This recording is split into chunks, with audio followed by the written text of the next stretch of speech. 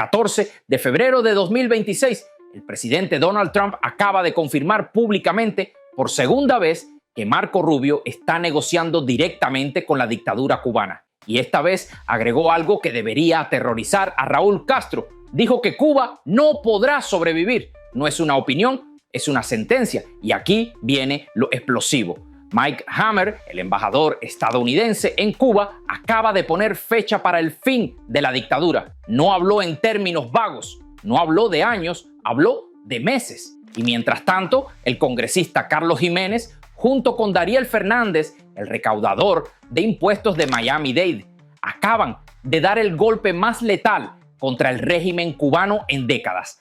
Revocaron las licencias de 75 empresas sospechosas de tener vínculos con el gobierno cubano. 20 de ellas ya perdieron sus licencias comerciales. Y entre ellas está Sahel Charters, la empresa de vuelos a Cuba que ahora está demandando a Dariel Fernández en una corte federal. Porque mientras todo esto pasa, Raúl Castro se está quedando sin dinero para pagarle a sus esbirros. Los militares no están recibiendo sus salarios completos. Los funcionarios del Ministerio del Interior están viendo cómo sus cuentas se vacían. ¿Los militares cubanos traicionarán a Raúl Castro? ¿Lo entregarán a Estados Unidos para salvar sus propios pellejos? ¿O intentarán resistir hasta el final? Y lo que les voy a revelar hoy es la historia completa de cómo Trump está poniendo en crisis a la dictadura cubana y por qué Raúl Castro está a punto de ser traicionado por sus propios militares. Y ahora sí, vamos a desglosar esta crisis pieza por pieza, porque lo que está pasando en Cuba en este momento es histórico y podría ser el principio del fin de 66 años de dictadura castrista. Empecemos por el principio, por la presión que Trump está aplicando sobre Cuba. Una presión que no tiene precedentes en la historia de la Revolución Cubana. Hoy 30 de enero. En esta declaración, el presidente Trump afirma que las políticas, prácticas y acciones del gobierno de Cuba están diseñadas para perjudicar a Estados Unidos y que la situación con respecto a Cuba representa una amenaza inusual y extraordinaria contra la seguridad nacional y la política exterior de Estados Unidos. Y con esa declaración vino algo devastador para el régimen: aranceles del 100% a cualquier país que le venda petróleo a Cuba. Y el resultado es que Cuba tiene en este momento entre 14 y 20 días de combustible. Eso es todo. Después de eso, la isla se apaga completamente. No más electricidad, no más transporte, no más nada. Y la evidencia está en los aeropuertos. Según un NOTAM publicado esta semana, el Aeropuerto Internacional José Martí de La Habana quedará sin combustible Jet A1 desde el 10 de febrero. Las aerolíneas tienen que llegar con combustible extra o cancelar los vuelos. Y esto no es solo un problema logístico, es una señal de colapso total. Y Trump lo sabe. Por eso está aplicando esta presión ahora, porque sabe que el régimen está en sus últimos días y quiere estar listo para actuar cuando llegue el momento. Y el 13 de febrero Estados Unidos demostró que no está jugando. Interceptó y confiscó el Ocean Mariner, un buque petrolero que transportaba combustible hacia Cuba. Fue detenido a 16 millas al sur de Haití y la carga fue confiscada. Y esto es devastador para Cuba, porque cada barco que Estados Unidos intercepta es un día menos de electricidad, un día menos de transporte, un día menos de economía funcionando. Y Trump confirmó públicamente que la estrategia está funcionando. En una conferencia de prensa dijo: creo que Cuba no podrá sobrevivir. Y agregó que está teniendo conversaciones con las figuras más altas del régimen. Y ahora llegamos a la parte más explosiva de esta historia, porque Trump acaba de confirmar por segunda vez que Marco Rubio está negociando directamente con la dictadura cubana. La primera vez que Trump lo dijo fue el 1 de febrero. Dijo que está hablando con las personas de más alto rango en Cuba y que cree que van a hacer un acuerdo. Y el régimen lo negó. Carlos Fernández de Cosío, viceministro de Relaciones Exteriores, salió a decir que no hay mesa de diálogo con Estados Unidos, que Trump está mintiendo. Pero el 4 de febrero, Fernández de Cosío cambió su discurso. Admitió que sí ha habido intercambios de mensajes vinculados a los más altos niveles del gobierno cubano. Y ahora Trump lo confirmó de nuevo. Y esta vez fue más específico. Cuba is right now a failed nation, and they don't even have jet fuel to get for airplanes to take off. They're clogging up their runway. We're talking to Cuba right now, and Marco Rubio talking to Cuba right now, and they should absolutely make a deal because it's really a humanitarian threat. Y Rubio tiene algo que muy pocos tienen: credibilidad con el exilio cubano, credibilidad con la comunidad cubanoamericana de Florida y credibilidad con Trump. Y eso lo convierte en el negociador perfecto, porque puede venderle al exilio una transición negociada, puede explicar por qué es necesario negociar con algunos miembros del régimen para evitar un colapso caótico. Y según reportes que hemos cubierto en videos anteriores, el intermediario del lado cubano es Alejandro Castro Espín, el hijo de Raúl Castro, y las conversaciones están ocurriendo en Ciudad de México. Y lo que probablemente se está negociando es una salida segura para Raúl y su familia: inmunidad, protección de sus activos, exilio en un país amigo y la entrega de Díaz-Canel como chivo expiatorio. Pero aquí está el problema: no todos en la cúpula castrista están de acuerdo con esta negociación. Hay militares que no quieren rendirse y por eso atacan a Mike Hammer, el embajador estadounidense en Cuba. Y Mike Hammer respondió, y lo hizo de una forma que revela todo sobre lo que está pasando, porque Mike Hammer acaba de poner fecha para el fin de la dictadura cubana. Según fuentes diplomáticas que hemos consultado, Hammer ha dicho en reuniones privadas con miembros de la sociedad civil cubana que el régimen no pasará de 2026, que antes de que termine este año, Cuba será libre. Y esto conecta directamente con lo que está pasando en Miami, porque mientras Rubio negocia en secreto, Dariel Fernández, el recaudador de impuestos del condado de Miami-Dade, está aplicando presión desde Miami y lo está haciendo de una forma brillante. Dariel Fernández es cubanoamericano, es republicano y es el recaudador de impuestos de Miami-Dade, el condado con la mayor población cubana fuera de Cuba, y tiene un poder que muy pocos entienden: el poder de revocar licencias comerciales.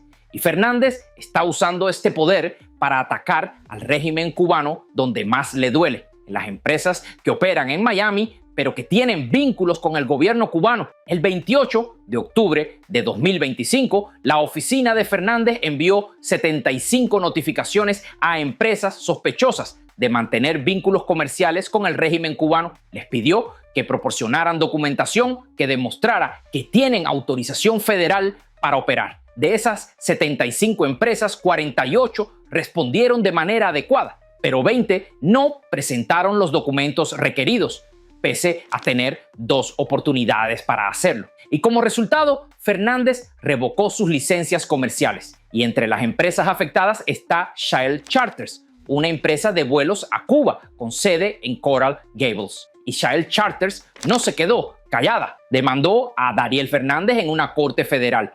La empresa sostiene que la medida de Fernández infringe la cláusula de comercio exterior de la Constitución de Estados Unidos, que la aviación internacional es regulada por autoridades federales y no debe estar sujeta a la jurisdicción local. Pero Fernández defendió su decisión. Dijo que la revocación se basa en el Estatuto de Florida, que permite anular el recibo de impuesto comercial local en casos donde se sospeche que una empresa está operando en conexión con el gobierno cubano sin la debida autorización federal. Y en una entrevista con el periodista Javier Díaz de Univisión, Fernández dijo algo que revela su determinación. Dijo: estamos haciendo lo que la ley nos exige. Si una empresa cumple con los requisitos legales, se le devolverá su licencia. Pero si no lo hace, tomaremos las medidas necesarias. Y Fernández también dejó claro que esto no se detiene aquí. Dijo que su oficina continuará enviando cartas a otras empresas para que presenten la documentación requerida y que aquellos que no respondan o no cumplan con las regulaciones serán objeto de nuevas revocaciones. Y aquí está lo que el régimen cubano no quiere que sepan. En declaraciones públicas, Jiménez dijo que es hora de que Miami-Dade deje de ser un refugio para empresas que financian la dictadura cubana. Y esto es un golpe letal, porque el régimen cubano depende de estas empresas para sobrevivir. Y ahora están siendo cerradas una por una. Pero la dictadura contraatacó, pero no lo hizo directamente, lo hizo a través de Shell Charters, la empresa que perdió su licencia. Shale Charters presentó una demanda en una corte federal alegando que Dariel Fernández violó sus derechos constitucionales, que excedió su autoridad, que la revocación de la licencia es ilegal. Y aquí está lo interesante. Shale Charters opera bajo una licencia otorgada por el Departamento del Tesoro desde 1998. Ofrece servicios de viajes a La Habana, Camagüey, Holguín y Santa Clara. Y también ofrece alquiler de automóviles y servicios de envío a la isla. En otras palabras, Shale Charters es una empresa que facilita el flujo de dinero hacia Cuba y el régimen la necesita desesperadamente. Por eso está usando a Shale Charters para atacar a Dariel Fernández. ¿Tienes pensado en que puedas recibir algunas otras demandas por parte de al menos estas 20 compañías? Mira, esto es un país libre y eso es lo lindo de los Estados Unidos de América, donde todo el mundo tiene la potestad, tiene hasta cierto punto el derecho de poder, cuando no está de acuerdo con algo, llevarlo a las cortes. Si hay alguien que no está de acuerdo con lo que nosotros estamos haciendo y lo quieren llevar a la corte, con mucho gusto, eso no tiene ningún tipo de problema.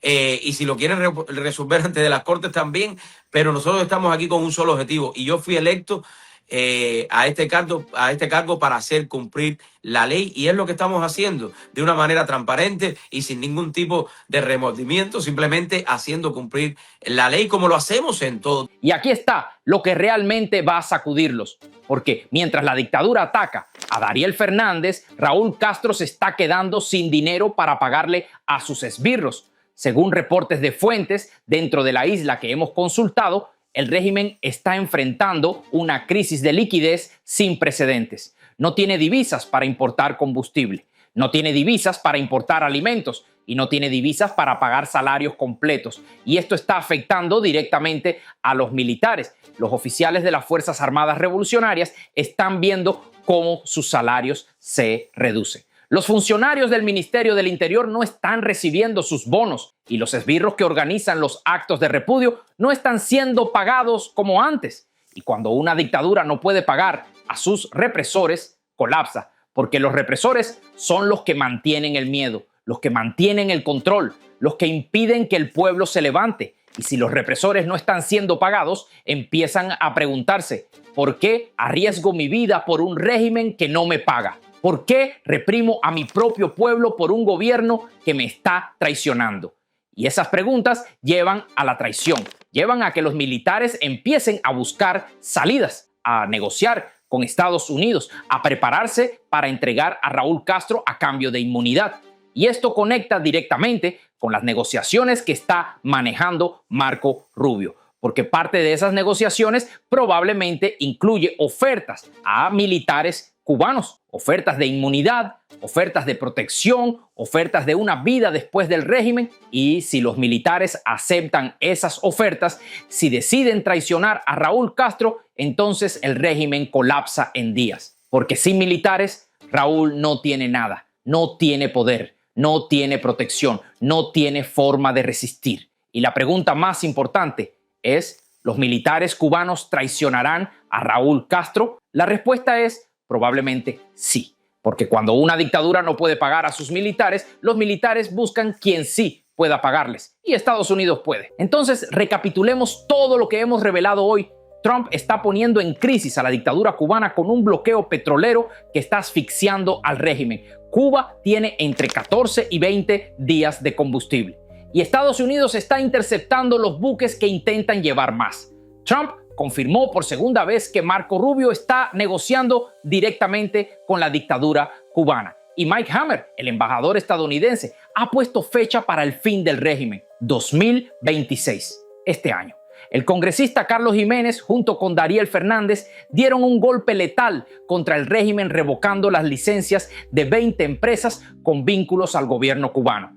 Y la dictadura contraatacó demandando a Dariel Fernández a través de Shale Charters.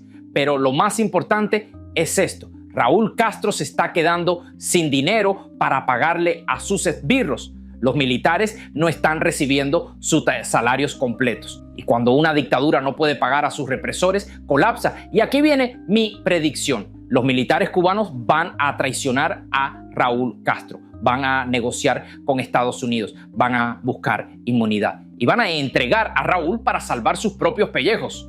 Cuando eso pase, Cuba será libre y será este año. 2026. Ahora, esto es lo que necesito de ustedes. Compartan este video, compártanlo con cubanos dentro de la isla, compártanlo con la comunidad de Miami, compártanlo con cualquiera que necesite saber la verdad, porque esta información no la van a encontrar en los medios tradicionales. Y déjenme en los comentarios sus respuestas a estas preguntas. Primera pregunta: ¿creen que los militares cubanos van a traicionar a Raúl Castro cuando se quede sin dinero para pagarles? Segunda pregunta: ¿creen que Dariel Fernández debería seguir revocando licencias de empresas con vínculos al régimen? Y tercera pregunta: ¿creen que Cuba será libre en 2026? Quiero leer sus opiniones, quiero saber qué piensan, porque ustedes son parte de esta comunidad y juntos estamos exponiendo las verdades que las dictaduras quieren ocultar. Y si llegaste hasta aquí, escribe en los comentarios Cuba Libre 2026 para que sepa que viste el video completo. Y si aún no estás suscrito, suscríbete ahora y activa la campanita. Y recuerden, las dictaduras sobreviven cuando pueden pagar a sus represores. Pero cuando se quedan sin dinero, cuando los militares no reciben sus salarios, cuando los esbirros empiezan a preguntarse por qué arriesgan sus vidas por un régimen que no les paga, colapsan, y eso es exactamente lo que está pasando en Cuba ahora mismo. Soy Darwin Santana, esto fue El Mundo de Darwin. Nos vemos en el próximo video.